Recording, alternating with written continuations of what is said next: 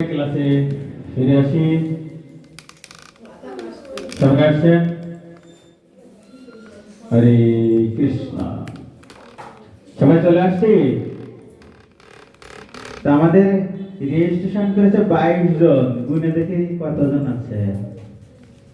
3 আর 3 6 আর 3 9 আর 2 11 আর 2 13 আর 2 15 আর 2 17 18 19 20 21 22 জনই আছে, তাই না? হ্যাঁ, এত মনে রেশন করছো তুমি? 22 জনের কি নাম কি? রেজিস্ট্রেশন করেনি কে? রেজিস্ট্রেশন করেননি কে? 3 জন, 4 জন? তো 4 জন তো 22 4 জন বাদ দিলে 16 থাকে। সবাই আসেনি? সবাই আসেনি? দুইজন বাদ আছে আমাদের বাড়ি থেকে। কে কে? একজনের অ্যাডমিশন চলছে ওই যে আর কাকে? আরেকজন ঘুমাচ্ছে? কোচিং এ গেছে। কোচিং এ গেছে। আর কেউ? আর কেউ? হরিবল। আমরা ক্লাসে ফিরে যাব। কি ঘুম ঘুম আসছে? হরিবল। হরে কৃষ্ণ হরে কৃষ্ণ হরে কৃষ্ণ হরে কৃষ্ণ। ভাত প্রসাদ পাওয়ার আগে যেরকম বলা ছিল শুনে গেছে গেছে। তাহলে প্রসাদ না পাই ভালো ছিল। ঠিক আছে। হরে কৃষ্ণ হরে কৃষ্ণ হরে কৃষ্ণ হরে কৃষ্ণ কৃষ্ণ কৃষ্ণ হরে হরে হরে রাম হরে রাম রাম রাম হরে হরে হরে কৃষ্ণ কৃষ্ণ কৃষ্ণ হরে হরে হরে রাম রাম রাম হরে হরে হরে কৃষ্ণ। আমরা দ্বারা দিয়ে দিতে বলছে। আমরা জানলাম যে জ্ঞান লাভের 3টি পন্থা। কি জানলাম? জ্ঞান লাভের 3টি পন্থা কি কি? প্রত্যক্ষ, অনুমান আর শব্দ। শব্দ বুঝেছি, ফিরিপ থেকে বুঝছি, বুঝবো না মানে ঠিক না? বাক্যে ব্যবহৃত প্রত্যেকটি অর্থবোধক শব্দকে পার্ট অফ স্পিচ বলে, তাই তো? বাক্যে ব্যবহৃত, বাক্য বুঝি। বাক্য তো বিভিন্ন প্রকার আছে, তাই না? বাক্যের প্রত্যেকটি একাধিক ওয়ার্ড মিলে কি হয়? একাধিক শব্দ মিলে কি হয়? একটা সেন্টেন্স হয়, তাই তো? প্রভু আমরা তো গীতা পড়তে আসছে, এখানে ইংরেজি পড়তে আসিনি, তাই তো? বোঝাতে সুবিধা হয়। তো আমরা দেখতে পাচ্ছি শব্দ পরিমাণ আমরা পেয়েছি।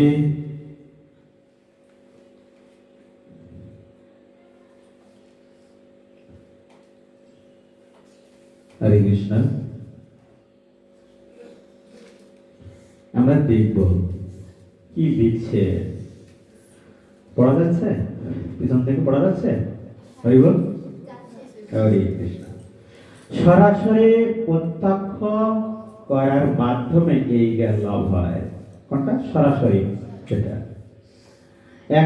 অধিকাংশ বৈজ্ঞানিক পরীক্ষা নিরীক্ষা এবং প্রমাণ এই পদ্ধতির ভিত্তিতে করা হয়। কিসের মাধ্যমে? প্রত্যক্ষ প্রমাণ।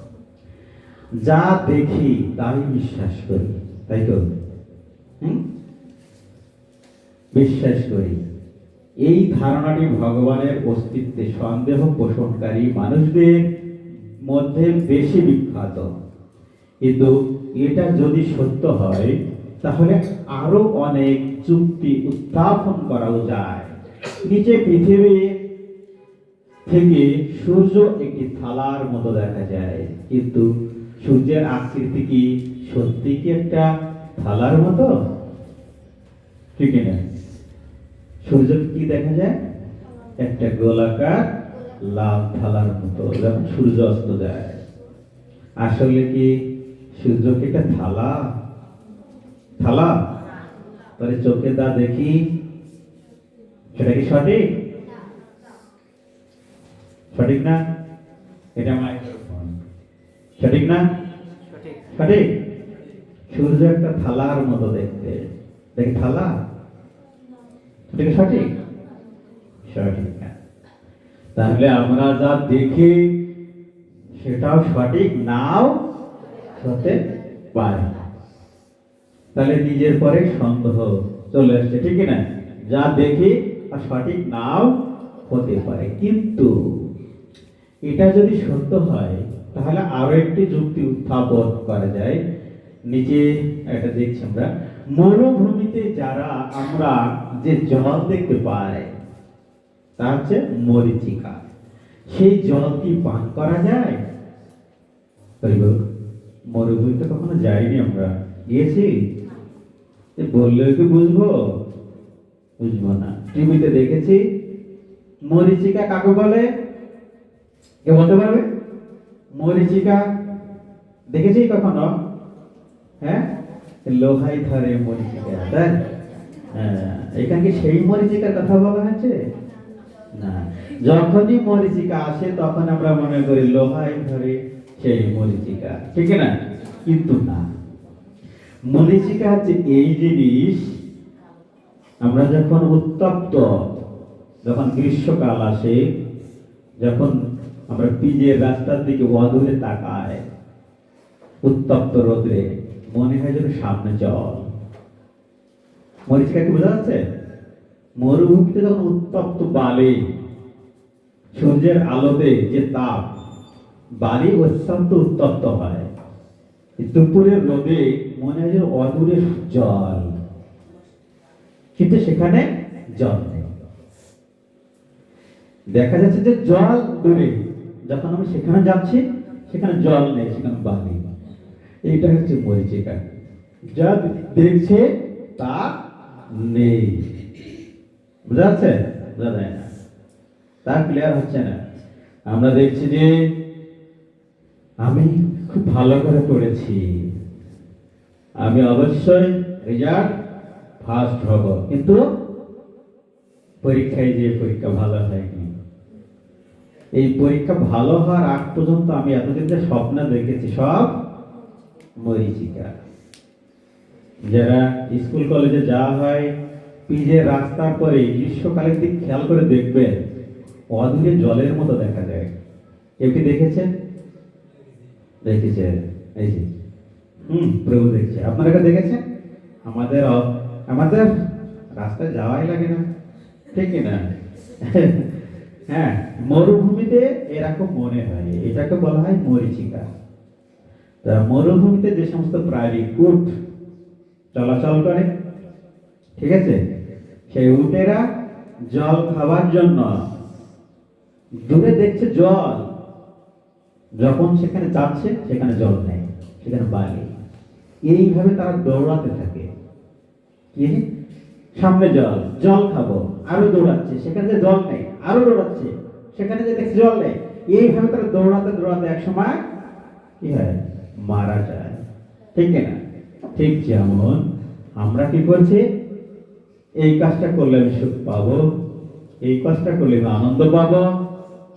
আজকে আমি স্টুডেন্ট আছি, পঞ্চম শ্রেণী যদি এ প্লাস পাই, তাহলে আমি মানে আমাকে সবাই পৃথিবী দেখবে। তারপর পঞ্চম শ্রেণী যখন পাশ করে গোল্ডেন এ প্লাস পাই, পরে আর একটা আসে দশম শ্রেণীতে এ প্লাস পাওয়া, ঠিক কিনা? এরকম ভাবে যখন আমি সংসারে যাই তখন মনে হয় সুখে আছি, কিন্তু কিছুদিন পরে সেটা মনে হয় না। যখন নাতি, যখন সন্তান হয়, সন্তানরাই আমার ভবিষ্যৎ, ঠিক না দিদিমা? বোঝা যাচ্ছে? সন্তানরা আমার ভবিষ্যৎ। সন্তানরা যখন বড় হয়ে যায়, যখন আমি বিরক্ত হয়ে যাই, আমি যখন তাদের ডাকি তখন বিরক্ত মনে করে, হ্যাঁ তুমি খালি ডাকো কেন আমাকে, আমি না কাজ করছি কিনা? হ্যাঁ, বারবার যদি জল নিতে ডাকে, আমি কাজ করছি, তখন মনে হয় সন্তানই দেখতেছে আমার দুঃখের কারণ। ঠিক আছে, এই মরিচিকার মতো আজকে সন্তান যদি হয় আমি খুব আনন্দ, কিন্তু তা নয়।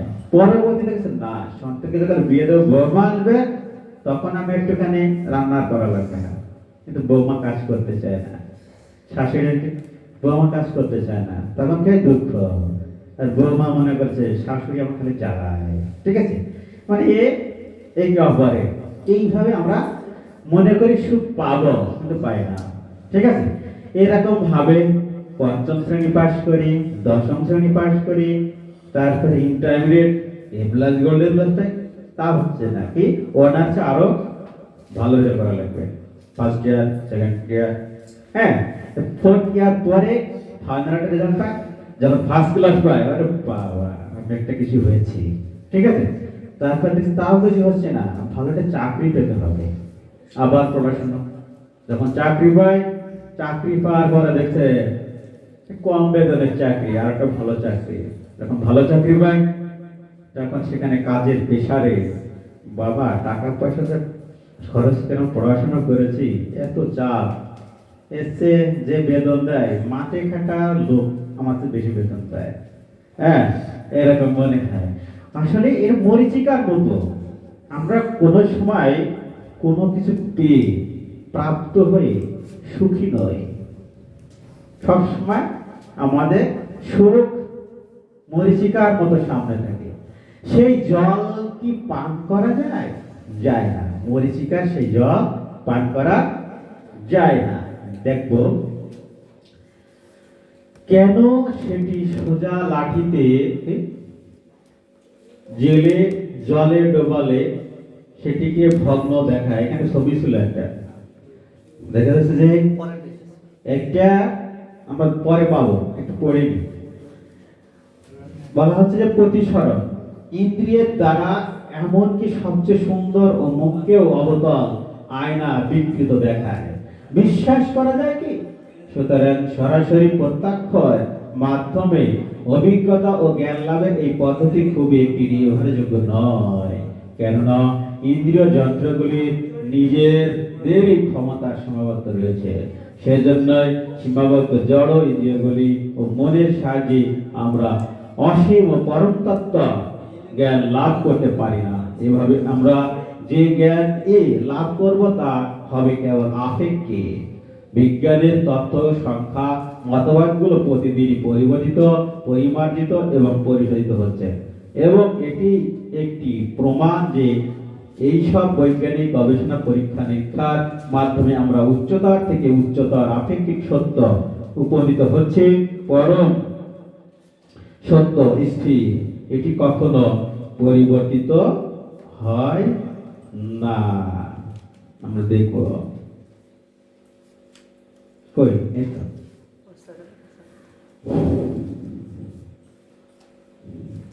তাহলে কি হচ্ছে, বলছে যে একটা গ্লাসে, কাঁচের গ্লাসে একটা লাঠি রাখলে মনে হয় ব্যথা, কিন্তু আসলে ওটা সঠিক নয়। বলছে যে বিজ্ঞান আজকে বলছে, একদিন বলছে যে একসময় আমরা শুনেছি সূর্য পৃথিবীর চারিদিকে ঘোরে, পরে বলছে না, সূর্য পৃথিবীর চারিদিকে ঘোরে না, সূর্য পৃথিবী সূর্যের চারিদিকে ঘোরে।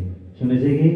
হ্যাঁ হ্যাঁ, আজকে এক কথা বলছে, পরে আর এক কথা বলছে, তাহলে কোনটা সঠিক বুঝবো কিভাবে?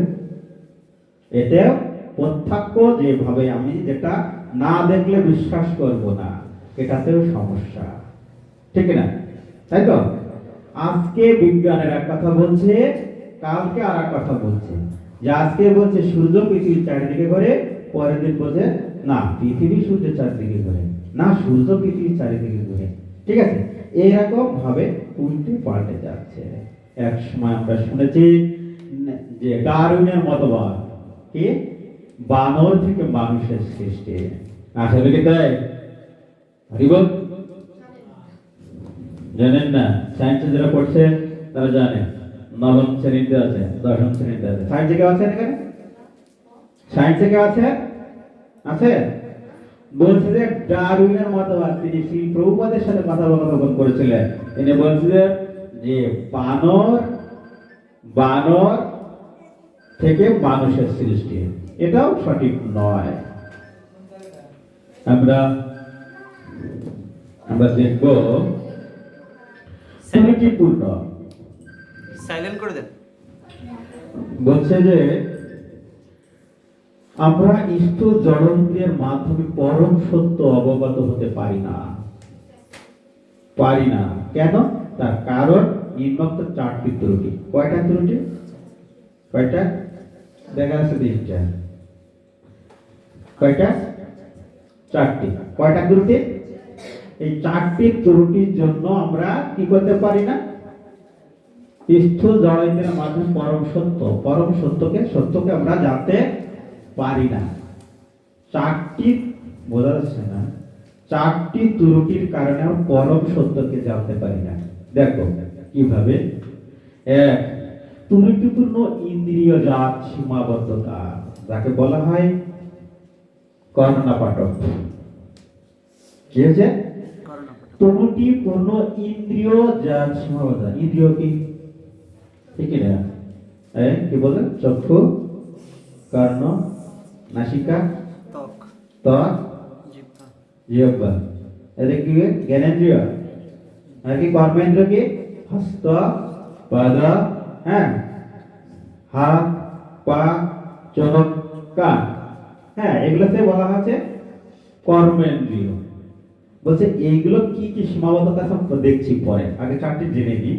মোহগ্রস্ত হবার প্রবণতা, যেটা বলা হচ্ছে প্রমাদ। পাগল যাকে বলা হয়। আমাদের মাঝে মাঝে এরকম হয় কি, হ্যাং হয়ে যায়। এত অঙ্ক করেছি, পরে মেলা অঙ্ক করার পরে সারা রাত জেগে পরে 1 আর 1 2 এটাও ক্যালকুলেটরে করা লাগে। হরে কৃষ্ণ, করা লাগে। তোমার সাথে কে ওখানে কমার্স, এরকম হয় কি না? সারা অ্যাকাউন্টিং ম্যানেজমেন্টে বলছে যে সারা রাত অঙ্ক করছি, করার পরের দিন সকালে যে 1 আর 1 2, যারা কমার্সের স্টুডেন্ট আছে 1 আর 1 2 ক্যালকুলেটরে যোগ করে, নিজে বুঝতে পারে না। ঠিক আছে? তারপরে ভুল করার প্রবণতা, ভুল। আমি এই কাজটা করব, ভুল হতেও পারে, না হতে পারে। প্রবণতা, প্রতারণার প্রবণতা। প্রতারণা বুঝি? বুঝে না। প্রতারণা বুঝি? কি কেমন? দেখাবে ছানা, খাওয়াবে ডাল, সেটা হচ্ছে প্রতারণা। আরেকটা বিষয় কি হচ্ছে, আমরা যখন ফেসাস কিনি, সবাই কিনি ফেসাস, কিনি, দেখা যাচ্ছে বলছে এটা নেম, কোনো বোরন উঠবে না, ব্যবহার করে বোরন উঠছে। প্রতারণা। বোঝা গেছে? বোঝা যাচ্ছে মাতাজি? এইভাবে আমরা প্রতারণা বা বিপ্রলিপসা আমরা দেখবো এগুলো কিভাবে কাজ করে।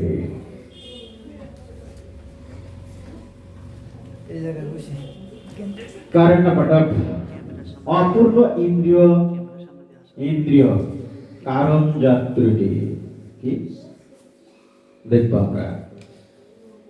হরে কৃষ্ণ। কি দেখতে পাচ্ছি? আমাদের সমস্ত ইন্দ্রিয়গুলি শরীর বিদ্যা সীমাবদ্ধ রয়েছে।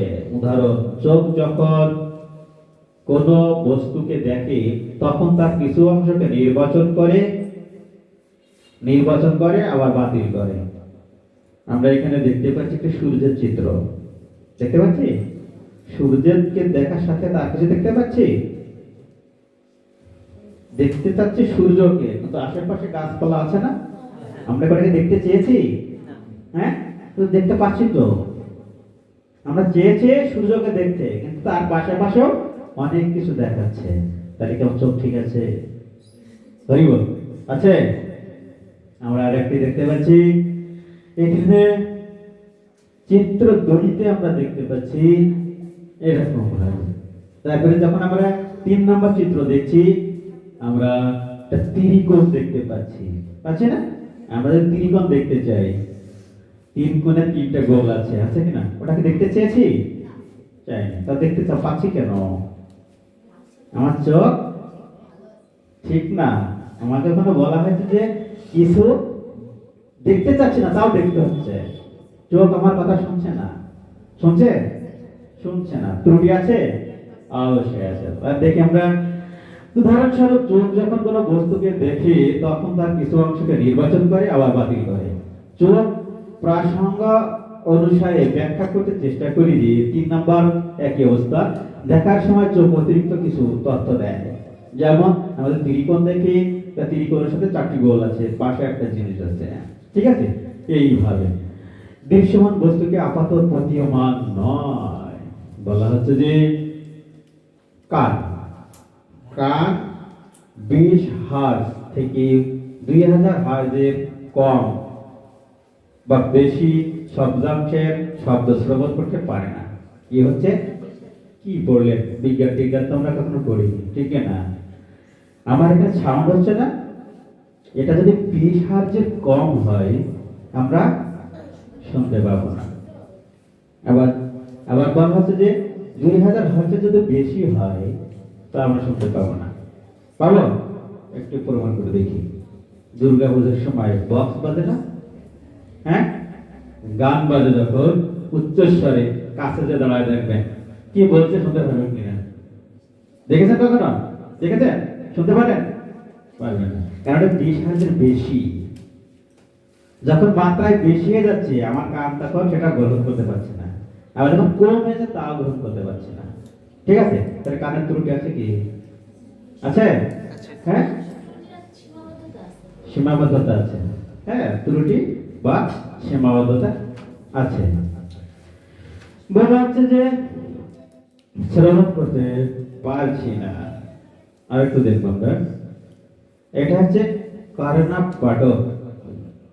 তাহলে প্রকৃত সত্য জানার ক্ষেত্রে আমার চোখের সীমাবদ্ধতা আছে, যা আমরা জানতে পারছি না সঠিকটা। ঠিক আছে?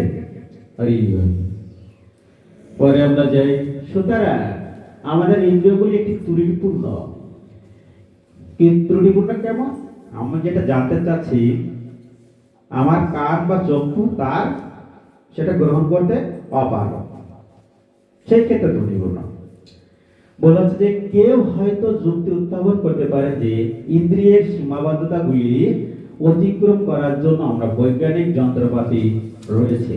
নোবেল বিজয়ী পদার্থবিজ্ঞানী ইউনিগার বলেন, যদি আমরা ক্যামেরায় তারকা রাজ্যের চিত্র গ্রহণ করি তাহলে কি দেখানো হচ্ছে তা বিচার করার জন্য অবশেষে ইন্দ্রিয়গুলির দ্বারাই সেটিকে আমাদের গ্রহণ করতে হবে। বলা হচ্ছে যে আমরা যদি মাইক্রোস্কোপ বা বিভিন্ন যে যন্ত্র আছে সেইগুলো দ্বারা যদি আমরা দেখার চেষ্টা করি আমার কি লাগবে? চোখ। চোখ তো আমার সীমাবদ্ধতা আছে, তার বেশি দেখতে পারে না। তাহলে আমরা ডিপেন্ড করি কার উপর? ইন্দ্রিয়গুলির উপরে, ঠিক না? সেই ইন্দ্রিয় ত্রুটিপূর্ণ ইন্দ্রিয়গুলির উপরে আমরা নির্ভর করি। এজন্য আমরা সঠিক তথ্য পেতে পারছি না।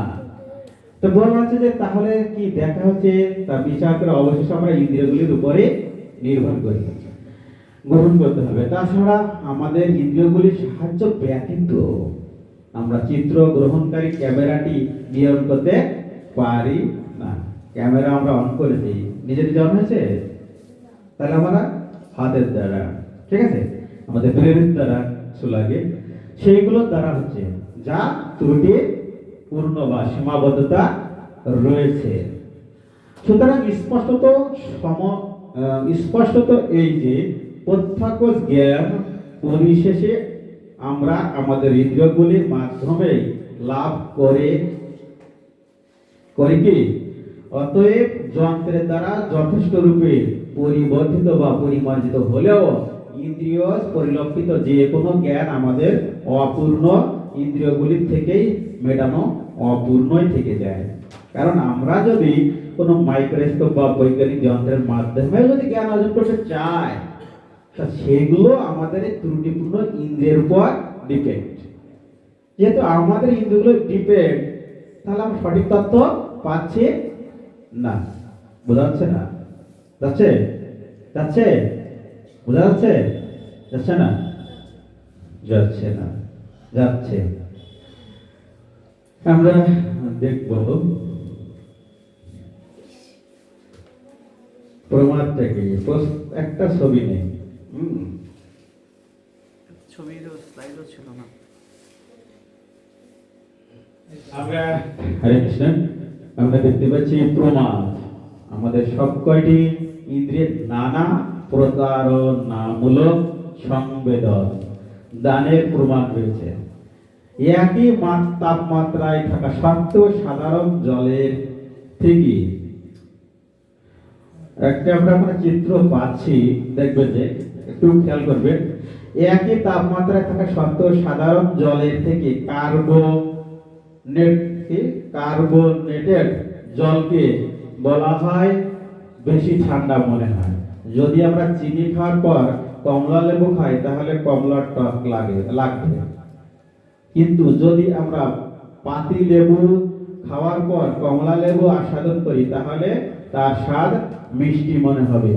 শুধু জীব এই যে এমন মোহ অভিভূত হয় তা নয়, অন্যান্য ইন্দ্রিয়ের ক্ষেত্রেও একই কথা প্রযোজ্য। বলা হচ্ছে যে মিষ্টি আর আম, মিষ্টি আর আম কোনটা খাবেন আগে? আমরা যদি আগে যদি আম খাই কিংবা মিষ্টি খাই, দেখা যাচ্ছে এখানে বলছে যে কমলা লেবু আর আছে পাতি লেবু। আমরা যদি কমলা লেবু খাই পাতি লেবুর স্বাদটা পাবো না। হ্যাঁ, আবার এরকম যদি আমরা যদি ওখানে আর একটা দেওয়া আছে যে কার্বোহাইড্রেট জল, জলে যখন কার্বোহাইড্রেট যখন যে অ্যাসিডটা যদি বেশি থাকে সেই ক্ষেত্রে সেই জলের ঠান্ডাটা অর্থাৎ শীতলতা বেশি হয়। তাই এখন আমাদের যে শীতকাল, তাই না, এই যে জল আমাদের শুষ্ক আবহাওয়া, এতে কার্বোহাইড্রেটের পরিমাণ বেশি, তাই তো আমাদেরকে শীতলতা মনে হচ্ছে, ঠিক না? তাই তো? এটা তো বিজ্ঞান পড়ব। দেখা যাক, আমরা একটা জিনিস দেখতে পাচ্ছি ওই জায়গায় জলের ভিতরে একটা লাঠি আছে, আছে কিনা দেখতে পাচ্ছি, কিন্তু লাঠিটি দেখা যাচ্ছে ভাঙা। জল যে পর্যন্ত আছে সেই জায়গা থেকে যে লাঠিটা আছে সেটা আছে মনে হচ্ছে না ভাঙা। আসলে কি ভাঙা? হ্যাঁ, কারণ কি? প্রতিসরণ, ঠিক না? প্রতিসরণের কারণে দেখেছে ভাঙা, কিন্তু আমরা চোখে কি দেখছি ভাঙা। আসলে কি ভাঙা? তাহলে চোখে কি ভুল দেখছি? হ্যাঁ, ভুল দেখছি না? ভুল দেখছি, ঠিক আছে। প্রমাদের কারণে আমরা ভুল দেখছি। আর একটা জিনিস, রেল লাইনের একটা ছবি দেখতে পাচ্ছি। আপনারা কি কখনো রেল লাইনে গিয়েছেন কখনো? হ্যাঁ, গিয়েছি। আমি যখন রেল লাইনের মাঝখানে দাঁড়াই, ও দূরে তাকালে দেখা যাচ্ছে দুইটি লাইন একসাথে মিশে গিয়েছে। দেখেছি? আসলে কি মিশে গিয়েছে? হ্যাঁ, তাহলে চোখে কি ভুল দেখছি? হ্যাঁ, তা আমরা চোখে যা দেখি সেটাও ভুল। তাহলে কি হলো? আমরা কি প্রত্যক্ষ প্রমাণ পাচ্ছি? প্রমাদের কারণে আমাদের জ্ঞানটা সঠিকভাবে নিতে পারছি না। আমরা আরেকটু দেখব।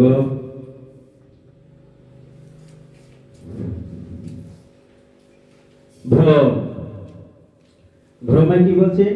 বিজ্ঞাপনের নাটকীয় সব সাফল্য সত্ত্বেও তার শুরুর সময় থেকে বিজ্ঞান ভীষণ রকম ভুল সিদ্ধান্ত দিচ্ছে। সেটা আমরা বলেছি একটু আগে, যে পৃথিবী সূর্যের চারিদিকে ঘোরে, আবার বলছে সূর্য পৃথিবীর চারিদিকে ঘোরে। ঠিক আছে, এরকম ভুল তথ্য দিতেই আছে।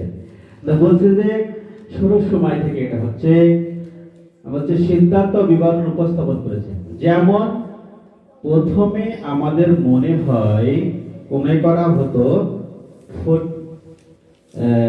স্ফটিকের তুলি বিশাল গোলবে পিনের খাঁচার মতো ছিদ্র।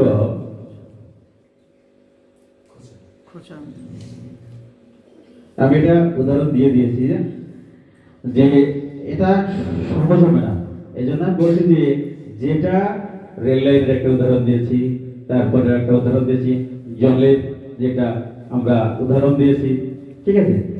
আমরা তার একটু দেখি, আমরা এখানে একটা চিত্র পাবো। বিপ্রলেপসায় যাই।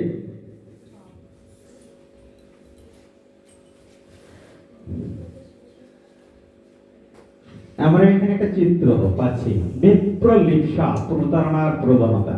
প্রতারণার একটা উদাহরণ দিয়েছে, দিয়েছে কি? দিয়েছি, ফ্রেশাস দিয়েছে না? প্রতারণা।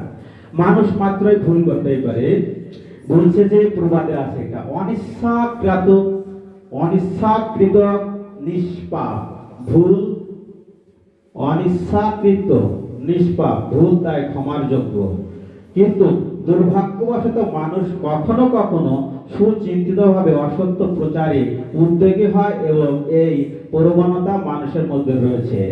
এমনকি বিজ্ঞানীরাও এই ত্রুটি থেকে মুক্ত নয়। যেমন বহু বছর ধরেই বিবর্তনবাদ এর উপর রচিত পাঠ্য বইতে পিলডাউন ম্যান নামের আদিম মানুষের করটি, ওই যে মাথার একটা খুলি দেখা যাচ্ছে, দৃষ্টান্ত দেওয়া হতো যাতে প্রমাণ দেওয়া যায় যে আধুনিক মানুষের আবির্ভাব ঘটেছে এর আকৃতি বিশিষ্ট পূর্বপুরুষ থেকে। আমরা এর একটা উদাহরণ দিয়েছি, ডারউইনের মতবাদ, যে তিনি বলেছেন যে বানর থেকে মানুষ হয়েছে। আদিম মানুষের ছবি আমরা পেয়েছি কি তৃতীয় শ্রেণীতে পেয়েছি? হ্যাঁ, আমরা সেখানে আদিম মানুষের অনেক চিত্রপট পেয়েছি। এখানে রোমের একটা মিউজিয়ামে এরকম মাথার খুলি দেওয়া আছে। এই হাড়গুলোকে একটি জীবের বলে মনে হয়। এই অঙ্গ দুটি সন্নিবেশিত করে এটি খুবই কর্তৃপূর্ণ মিউজিয়ামে এটা রাখা আছে। এখানে তেমন কিছু আমাদের জানার নেই, আমরা উদাহরণ আগে দিয়ে দিয়েছি। এগুলো কঠিন হবে বলে আমরা সহজ করে উদাহরণ দিয়ে দিয়েছি।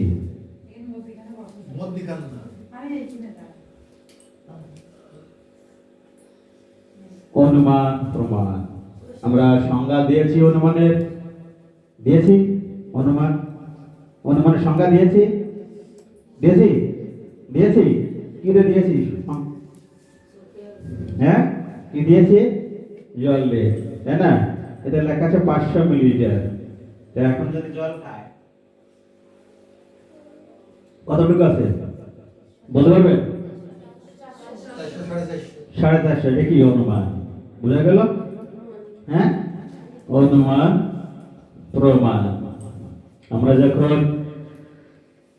আমরা যখন চাল মা মেপে থুয়ে গেছে 2 পট, সে 2 পটে কতটুকু তা তো জানি না, আমরা তখন আন্দাজ করে যে এটা 250 গ্রাম হতে পারে না 1 কেজি হতে পারে, এরকম এক আছে অনুমান।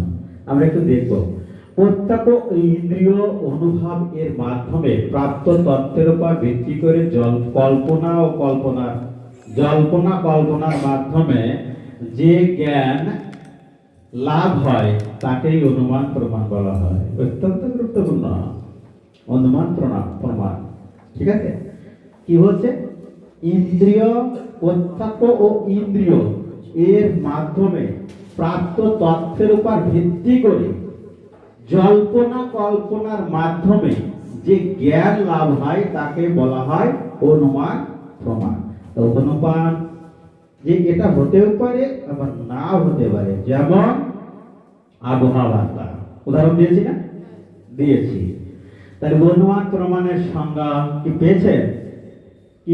যে প্রত্যক্ষ ও ইন্দ্রিয়ের মাধ্যমে, ঠিক আছে, প্রাপ্ত যে তথ্য কল্পনার মাধ্যমে যে জ্ঞান পাওয়া যায় তাকে বলা হয়েছে অনুমান প্রমাণ।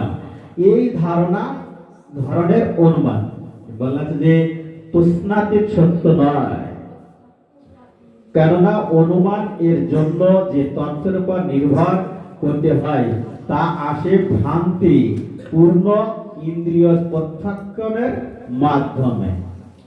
আমরা যে অনুমান করছি, যে তথ্যের মাধ্যমে আমরা অনুমান করছি যে জল, এই যে অনুমান করছি, যা আমরা সঠিক তথ্য জানি না যে কতটুকুতে জল আছে, ঠিক আছে, এটা সব অনুমান করছি আমরা, যে তথ্যটা আছে তারপরে ভিত্তি করা সম্ভব নয়।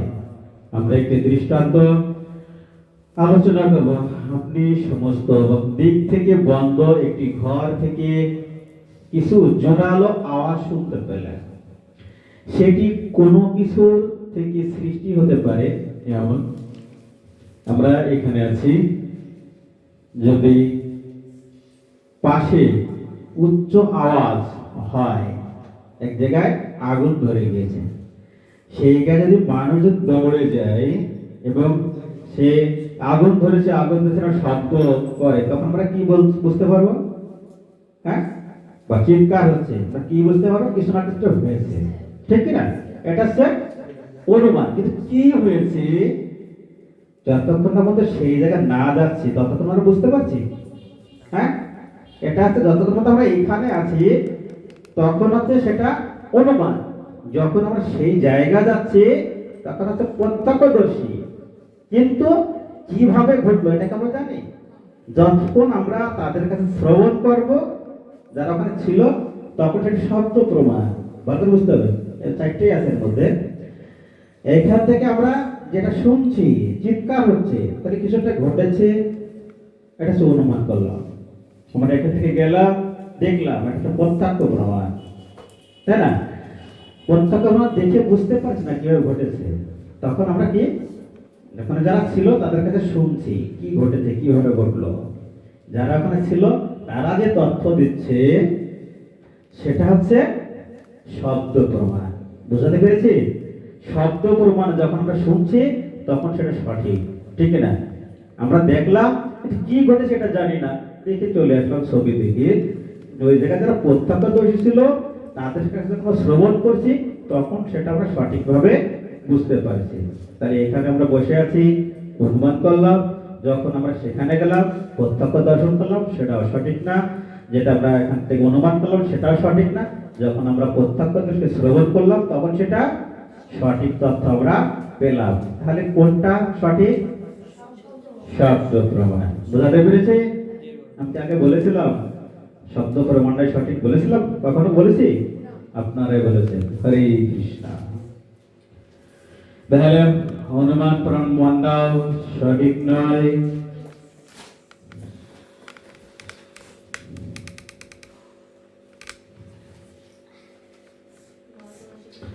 শব্দ প্রমাণ কোন প্রামাণিক ব্যক্তির নিকট থেকে শ্রবণ, কেবলই বললাম সেখানে যে প্রত্যক্ষদর্শীদের কাছে আমরা যখন শ্রবণ করি সেটা শব্দ প্রমাণ।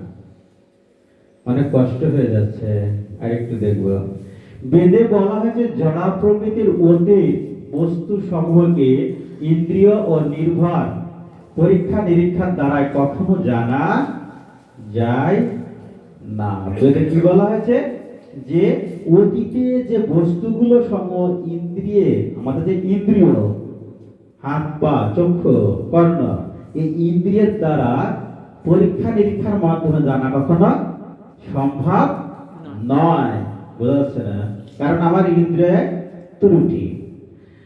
জল ইন্দ্রিয়ের অগোচরে এই বস্তু সমূহকে সেই জন্য বলা হয় অচিন্ত। কি বলা হয়? অচিন্ত, যা চিন্তা করা সম্ভব নয়। আর যা অচিন্ত তাকে যুক্তি বাদানুবাদ বা জল্পনা কল্পনার মাধ্যমে আমরা বলে থাকি।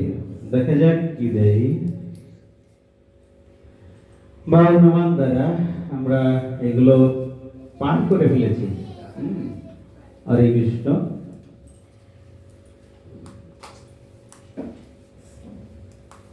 মানুষ ও পশু জীবনের উদ্দেশ্য যদি একই হয় তবে মানুষ শ্রেষ্ঠ হয় কিভাবে?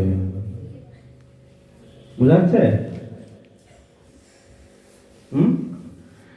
মানুষ সাধারণত যে 5-8টির উদ্দেশ্য প্রবৃত্তি চরিতার্থের জন্য কঠোর পরিশ্রম করেছে তা হলো আহার, নিদ্রা, ভয়, মৈথুন। দেখেছি আমরা? হ্যাঁ, স্পষ্ট সমস্যা আছে? হচ্ছে? তাহলে 5 মিনিট ব্রেক দেবো? বলছে সকলের জীবন পরিচালিত হয় এই 4টি উদ্দেশ্যের দ্বারা। ঠিক আছে? আর বেশি সময় নেই, আর আধা ঘন্টা। ঠিক আছে? তবে আমাদের পার্থক্য কি সেটা আমরা দেখব। আমরা আগে পার্থক্য পেয়েছি।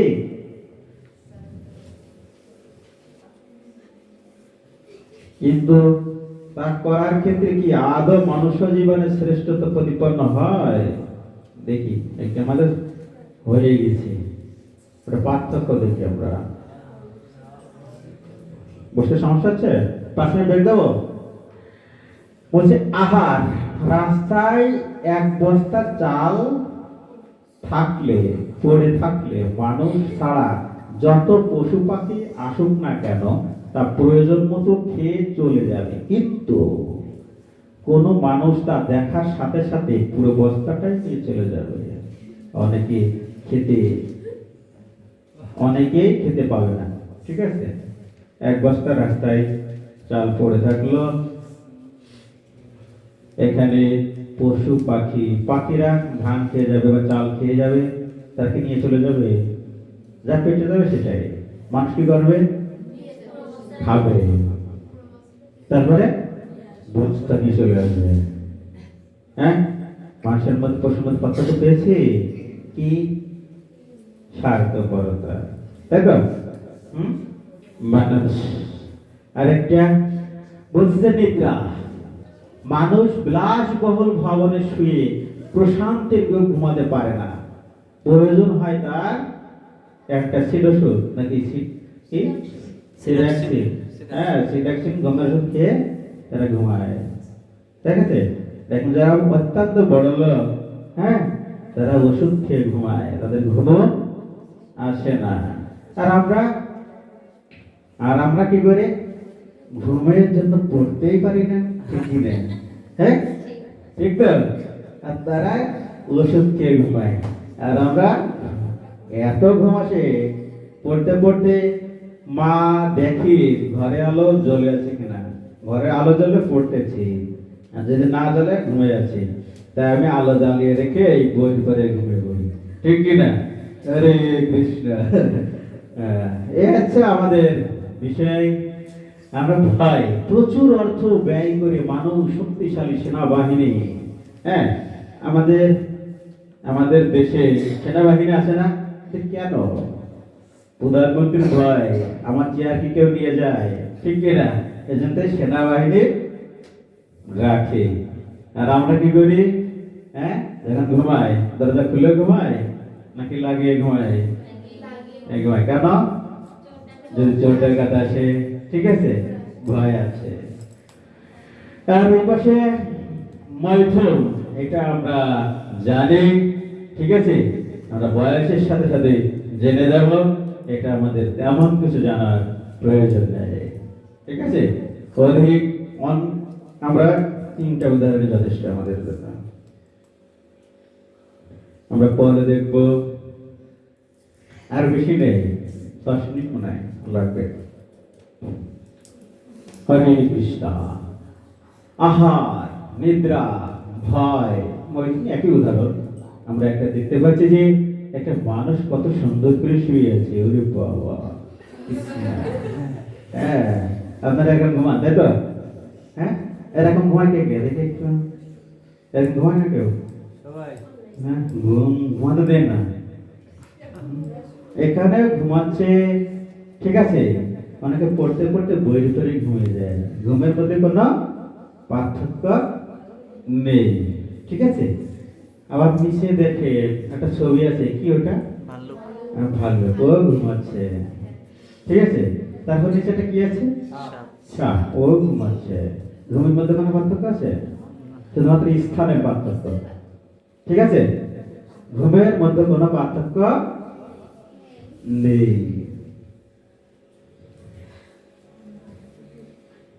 হরে কৃষ্ণ। মানুষের জানার পরিধি কতটুকু তাও একটু জেনে নেবো আজকে। আমাদের পরীক্ষা ছিল না আজকে, আছে না? হরে কৃষ্ণ। মানুষ ক্ষুদ্রকে বেশি জানে না বৃহৎকে?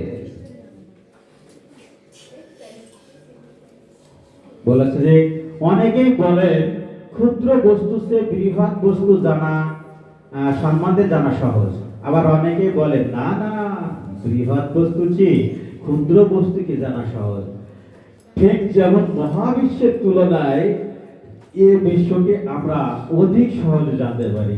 বিশ্বকে জানার চেয়ে কোনো দেশকে জানা অধিক সহজ। দেশকে জানার চেয়ে প্রদেশকে জানা সহজ, আরো সহজ তার চেয়ে জেলাকে জানা, আর তার চেয়ে সহজ ইউনিয়ন, গ্রাম, পাড়া বা ঘর।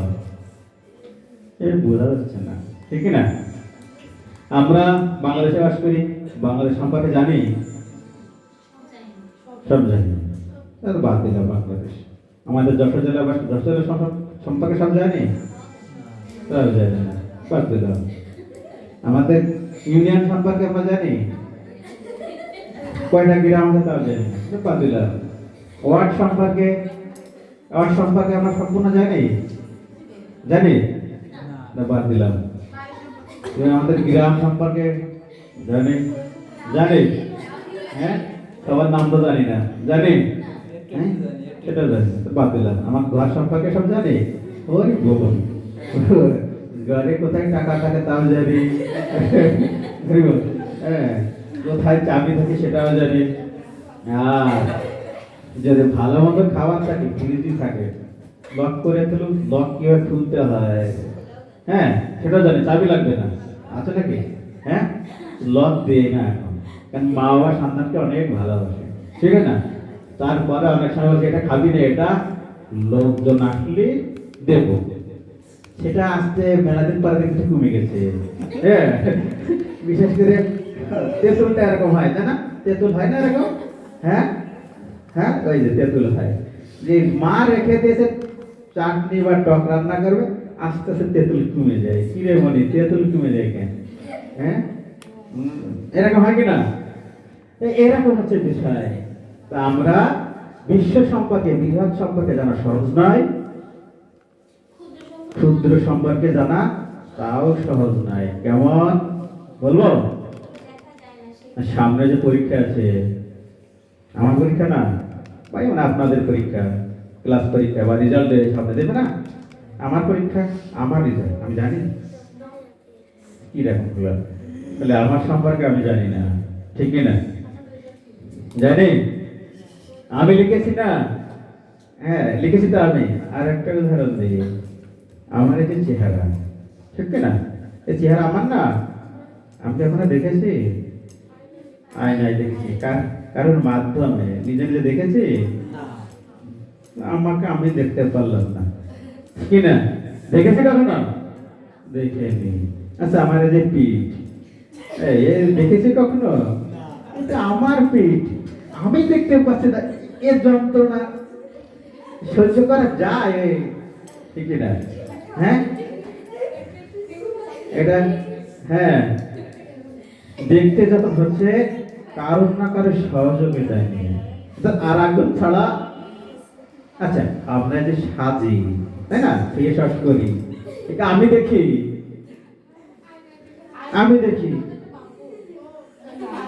এটা আমি দেখার জন্য সাজি। হ্যাঁ, এই যে এত টাকা খরচ করে আমরা সাজি, টাকাটা কার জন্য খরচ করলাম? আমরা কি জ্ঞানী নাকি নির্বোধ, কোনটা? আর একজনকে দেখাবো বলে আমি নিজে টাকা খরচ করে সাজি, ঠিক না? হ্যাঁ হ্যাঁ, তাহলে আমরা যে নিজে অপরকে দেখাবো তো সুন্দর করে টাকা খরচ করে নিজে সাজুগুজু করছি, তাহলে আমার দ্বারা কি এসব বোঝা সম্ভব? হ্যাঁ সম্ভব, হ্যাঁ সম্ভব। ঠিক আছে, আমরা দেখবো যে এখানে একটা ছবি আমরা একটু পড়বো। বিখ্যাত বিজ্ঞানী বিজয়ী, বলুন, দেখা যাক। আমরা আমরা আমরা নির্বোধ, বুঝলাম, ঠিক আছে? আমরা বুঝি না, যারা বোঝে তাদের কাছে শুনে দেখি কি বলে। বিখ্যাত বিজ্ঞানী স্যার আইজাক নিউটন, তাই না? নিউটন নাম শুনেছেন? হ্যাঁ, যারা পড়েছি তারা নাম শুনেছে, যারা কখনো পড়িনি তার নাম শুনেছে, বিজ্ঞানী। হ্যাঁ, নিউটন নিঃসন্দেহে আমাদের তুলনায় অনেক বেশি জানতেন।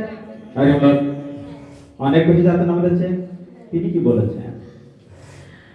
কিন্তু জীবনের শেষ প্রান্তে তিনি নিজের জানার পরিধি সম্পর্কে অকপটে স্বীকার করে দিয়েছেন। কি স্বীকার করেছেন? ওই পাশে দেখি, সমুদ্রের বালিকণার সমান জ্ঞানও আমি অর্জন করতে পারি নি। কিসের? সমুদ্রের বালিকণা পর্যন্ত জ্ঞান আমি অর্জন করতে পারি। আবার বিজ্ঞানী, আবার বিজ্ঞানী। হ্যাঁ, তাহলে কি হলো? বিজ্ঞানী যদি এই বলে, আমরা নেই তাহলে আমরা আর আমরা তো তিলক বিজ্ঞানী, ঠিক না? হ্যাঁ, ঠিক তো? তাহলে আমরা কি জানবো? হরে কৃষ্ণ। বলছে, অবধ বালকের ন্যায় জ্ঞান সমুদ্রের তীরে নুড়ি নিয়ে নাড়াচাড়া করছে মাত্র, কিন্তু সামনের রহস্য কিছুই বুঝতে পারেনি। বলছে, সমুদ্রের তীরে বালুকণা থাকে, সেই বালুকণা নিয়ে খেলাধুলাই করেছি মাত্র। কে বলছে? নিউটন। তিনি বলছে, আমি জ্ঞানের সমুদ্রের পাশে যে নুড়ি পাথর তাই নিয়ে নাড়াচাড়া করেছি মাত্র, জ্ঞান অর্জন করতে পারিনি। আর আমরা যখন ঝগড়া বাঁধে, আমি জানি না মানে কি বলে, হ্যাঁ, আরো কিছু যা বলছি না সেগুলো। হ্যাঁ, এ সময় রাগের মাথা অনেক কিছু আসে। আসে কিনা? আপনাকে আসে? আপনাকে রাগ হয়? হ্যাঁ, হয়। এই বল। তখন আমরা কি বলি? রেকর্ড করবেন আগে, কি কি বললাম, ঠিক আছে? রেকর্ড করে খবরটা ফেসবুকে ছাড়বেন না, নিজে শুনবেন। হরে কৃষ্ণ, শুনবেন যে আমি কি বললাম। তখন আপনি বুঝতে পারবেন আপনি যা বলছেন সঠিক কিনা। ঠিক আছে? একটা জিনিস, একটা সুন্দর একটা কথা বলবো। আমরা গালি দিই না, আমরা দিই না, আমরা ভদ্র মানুষ। তো যারা দেয় তাকে কথা বলি। গালি দেয়, যে গালি দিচ্ছে সেটা কার আচরণ? তার নিজের আচরণ। গালি দেয় ভালো না খারাপ? খারাপ। তাহলে যে গালি দিচ্ছে তার এটা খারাপ আচরণ।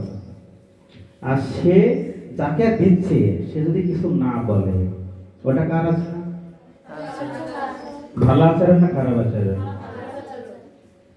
আমাকে কেউ গালি দিল, আমি কিছু বললাম না, আমি কিছু তাকে বললাম না, বুঝতে হবে। আমি আমি বলছি বলছি গালি দিয়া খারাপ। তা যে গালি দিচ্ছে তার আচরণটা ভালো না খারাপ? খারাপ। আর যে শুনছে সে কিছু বলছে না, কিছু তো বলেনি, তা খারাপ ভালো কোথা থেকে আসলো? বলিনি বলেই তো খারাপ। না, বললেই একটা জিনিস, সে খারাপ কথা বললো, আমি যদি খারাপ কথা বললাম তাহলে কি হলো? আমার আচরণ তার আচরণ সমান। ঠিক আছে? তার মধ্যে আর আমার মধ্যে কোনো পার্থক্য নেই। তাহলে দুজনে বন্ধু হবে, তাই তো? কিন্তু হচ্ছে কি, হ্যাঁ, হচ্ছে কি, তাই বলা হচ্ছে যে ধৈর্য, ধৈর্য অশেষ গুণ।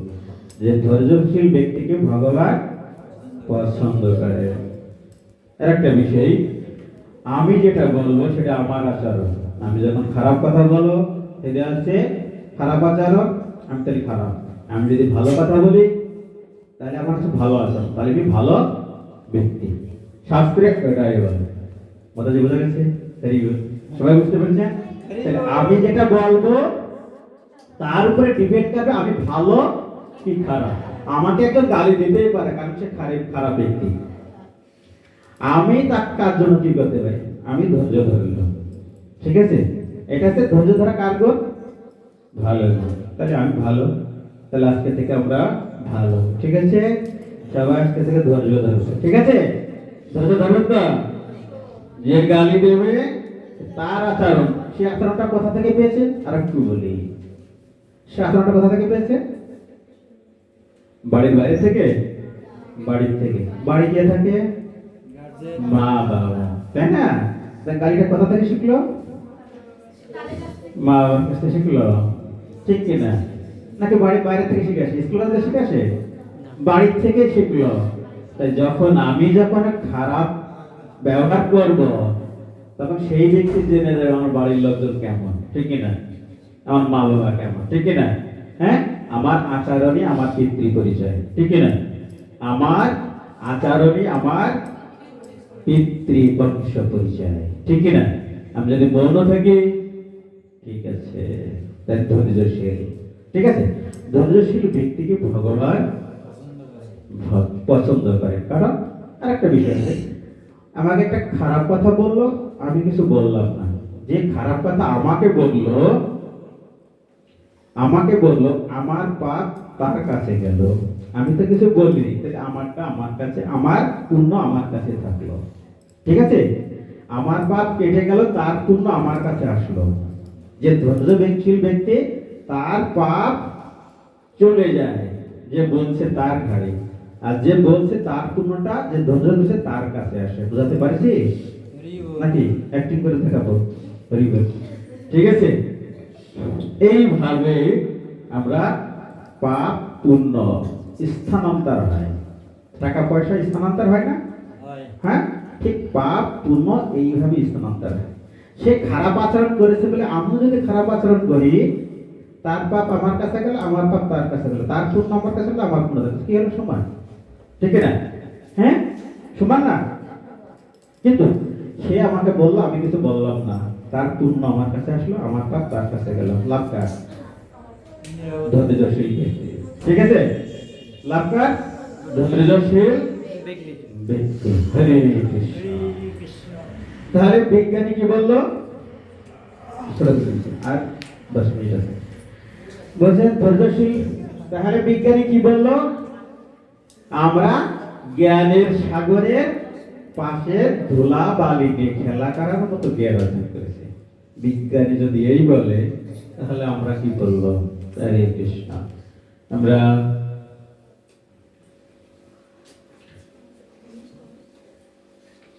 এত কিছু লাগবে না, এত কিছু জ্ঞান।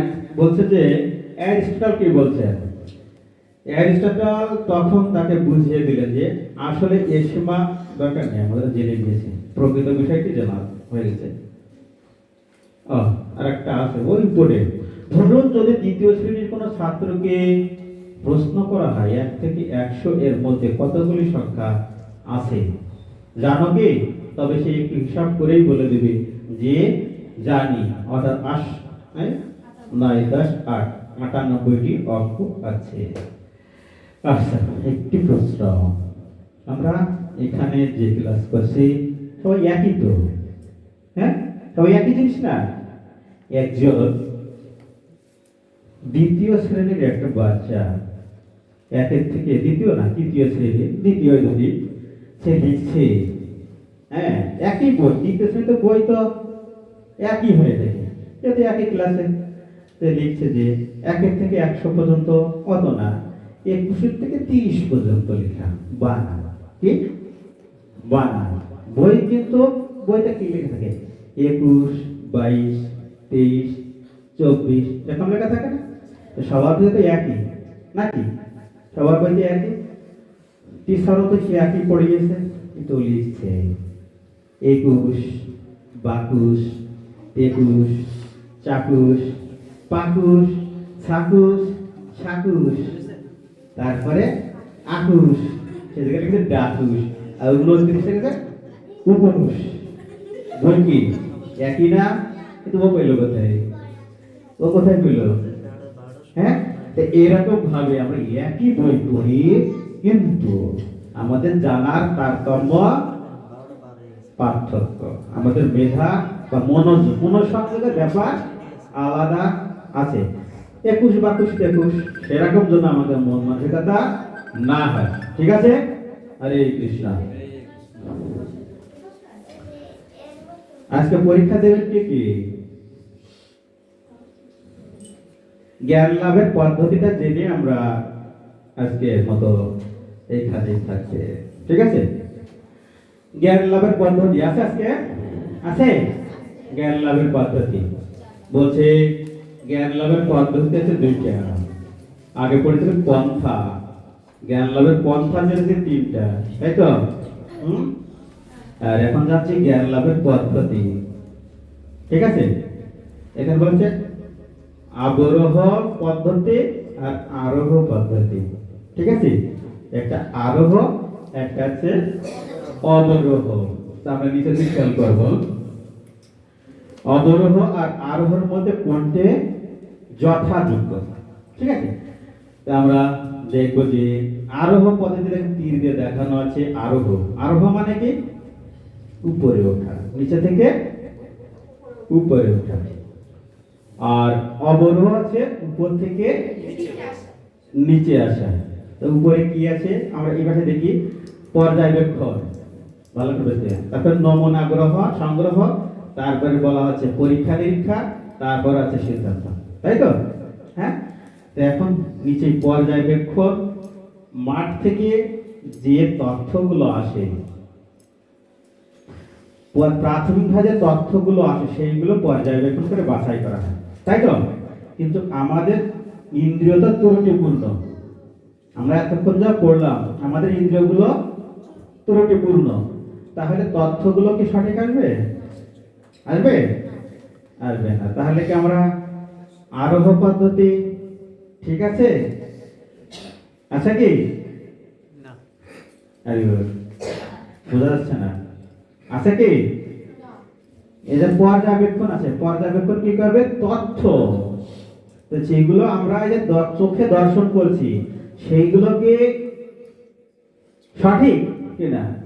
আমাদের ইন্দ্রিয়গুলো তো সঠিক না, ত্রুটিপূর্ণ। তাহলে তথ্যগুলো কি সঠিক হবে? না। তাহলে সিদ্ধান্ত কি আসবে? সঠিক আসবে না। আমরা ওদিকে যাই, অবরোহণ পদ্ধতি। এখানে আছে উপর থেকে নিচে আসা, উপর থেকে নিচে আসা। উপর থেকে নিচে আসা কি দেখি, এখানে উপর থেকে নিচে ভগবান শ্রীকৃষ্ণ, ভগবান শ্রীকৃষ্ণ থেকে আসছে বেদ, বেদ থেকে আসছে ব্রহ্মা, তারপর আছে শ্রবণ, শিষ্য ছাত্র, এগুলো আসছে। তাহলে উপর থেকে, তাহলে ভগবান সৃষ্টি করেছেন এই ব্রহ্মাণ্ড, ভালো করে বুঝতে হবে, অত্যন্ত গভীর, অত্যন্ত গভীর। আমরা আমাদের বাপ মাকে চিনি কিভাবে? কার কাছ থেকে চিনি?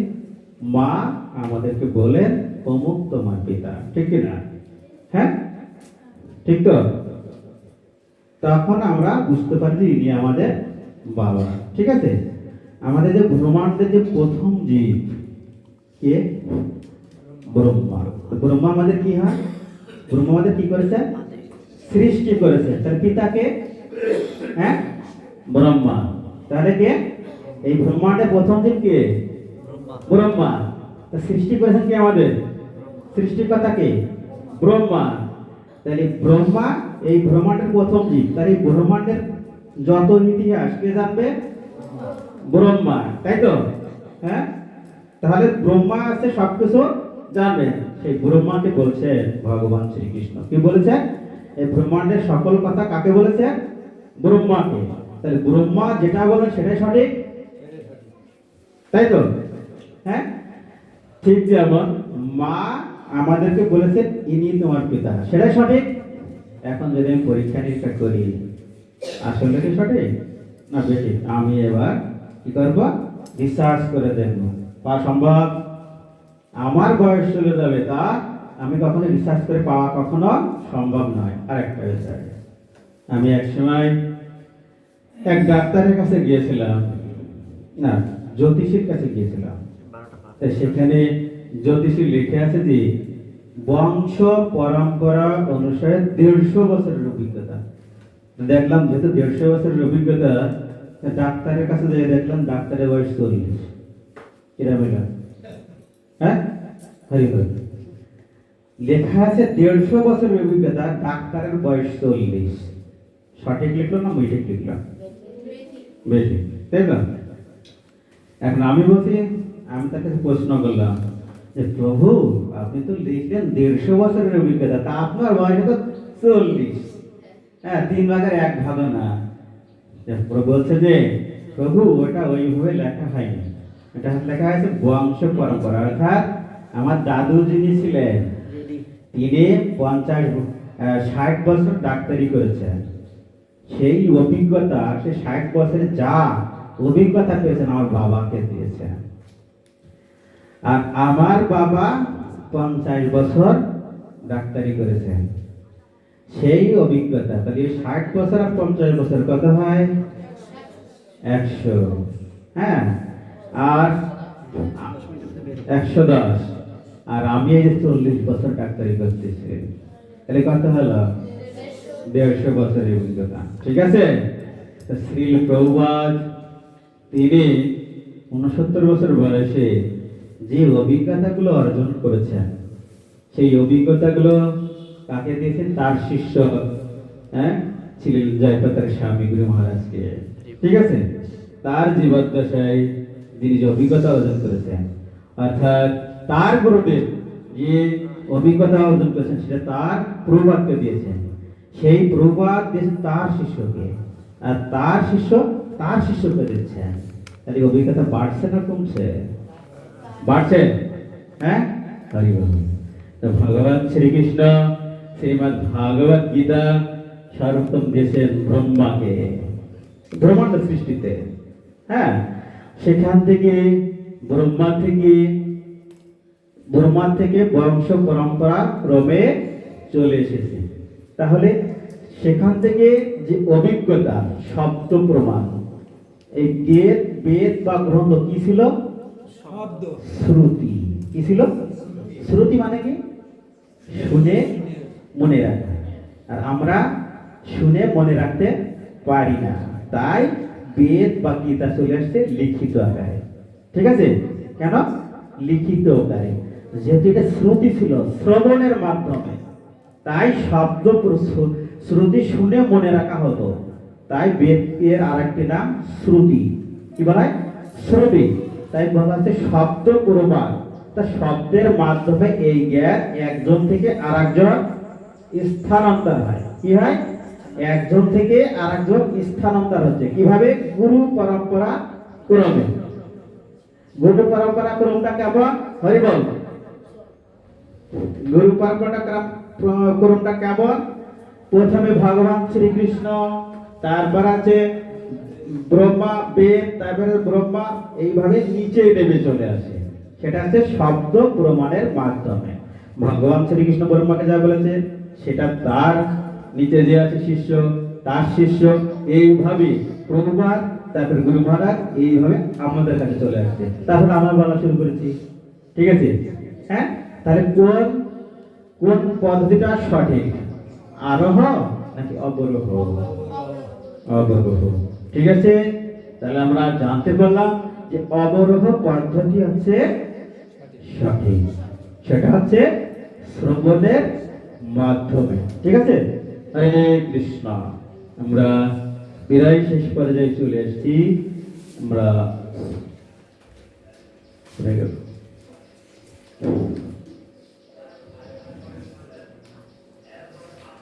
কোন পদ্ধতি শ্রেষ্ঠ তো আমরা জেনে গেলাম, ঠিক না? তো আমরা এটা জেনে গিয়েছি। আচ্ছা, আরেকটু উদাহরণ দেবো। মানুষ মরণশীল, ঠিক না? হ্যাঁ, আপনারা বিশ্বাস করেন? হ্যাঁ, কিভাবে বিশ্বাস করেন? শুনে নাকি মরে দেখেছেন কেউ? দেখেছেন কেউ? হ্যাঁ, তাহলে শুনে শব্দ প্রমাণে পারফেক্ট, তাই তো? এখন যদি বলে তুমি যে মরে দেখেছো কিনা, তাহলে দেখার জন্য মরে যে কেউ, হ্যাঁ হ্যাঁ ঠাকুমার কাছে সেটা দেখবেন, হ্যাঁ মরে দেখেছে কিনা। হ্যাঁ, তাহলে হচ্ছে শব্দ প্রমাণী যথাযোগ্য সঠিক। তাই আমরা চলে এসেছি আজকে এ পর্যন্তই। ঠিক আছে।